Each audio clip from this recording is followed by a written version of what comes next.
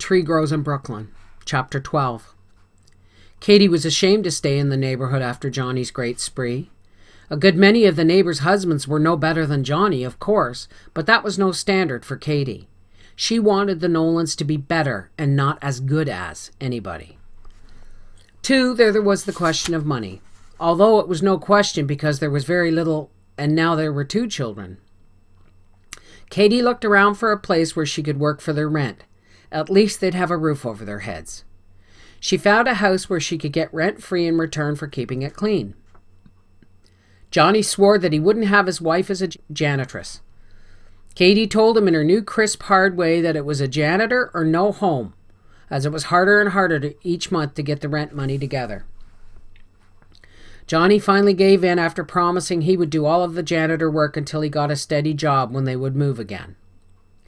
Katie packed their few belongings: a double bed, the baby's crib, a busted-down baby buggy, a green plush parlor suit, a carpet with pink roses, a pair of parlor lace curtains, a rubber plant and a rose geranium, a yellow canary in a gilt cage, a plush picture album, a kitchen table and some chairs, a box of dishes and pots and pans, a gilt crucifix with a music box at its base that played Ave Maria when you wound it up, a plain wooden crucifix that her mother had given her, a wash basket full of clothes, a roll of bedding, a pile of Johnny's sheet music, and 2 books, the Bible and the complete works of William Shakespeare.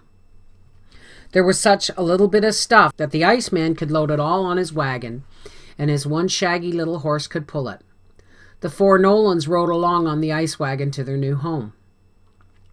The last thing Katie did in their old home after it had been stripped bare and had the look of a nearsighted man with his glasses off was to rip up the tin can bank. It had $3.80 in it.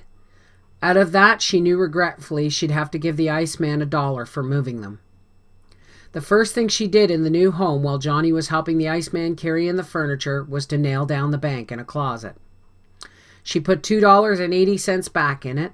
She added a dime from the few pennies in her worn purse. That was the dime she wasn't going to give the Iceman. In Williamsburg, it was the custom to treat the movers to a pint of beer when they had completed their job. But Katie reasoned, "We'll never see him again. Besides, the $1 is enough. Think of all the ice he'd have to sell to make $1." While Katie was putting up the lace curtains, Mary Romilly came over and sprinkled the rooms with holy water to drive out any devils that might be lurking in the corners. Who knows? Protestants might have been living there before. A Catholic might have died in the rooms without the last absolution of the church. The holy water would purify the home again so that God might come in if he chose. The baby Francie crowed with delight as her grandmother held up the cruet and the sun shone through it and made a small fat rainbow on the opposite wall. Mary smiled with the child and made the rainbow dance. "Schon, schon," she said. "Shame, shame," repeated Francie and held out her 2 hands. Mary let her hold the half-filled cruet while she went to help Katie. Francie was disappointed because the rainbow went away. She thought it must be hidden in the bottle. She poured the holy water out into her lap, expecting a rainbow to come slithering from the bottle. Later, Katie noticed that she was wet and paddled her softly, telling her she was too big to wet her pants. Mary explained about the holy water. "Aye, the child has just but blessed herself, and a spanking comes from the blessing." Katie laughed then. Francie laughed because Mama wasn't mad anymore.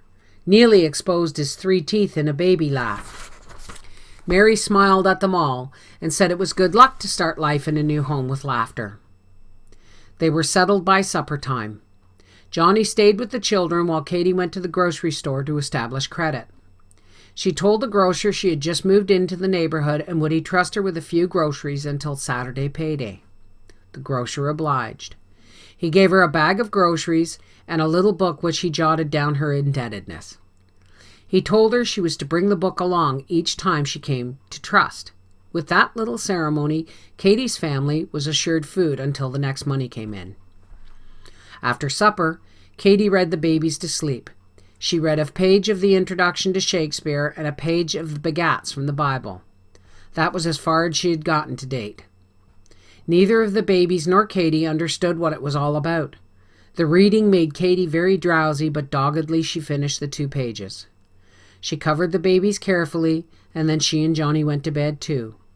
It was only 8 o'clock, but they were tired out from moving.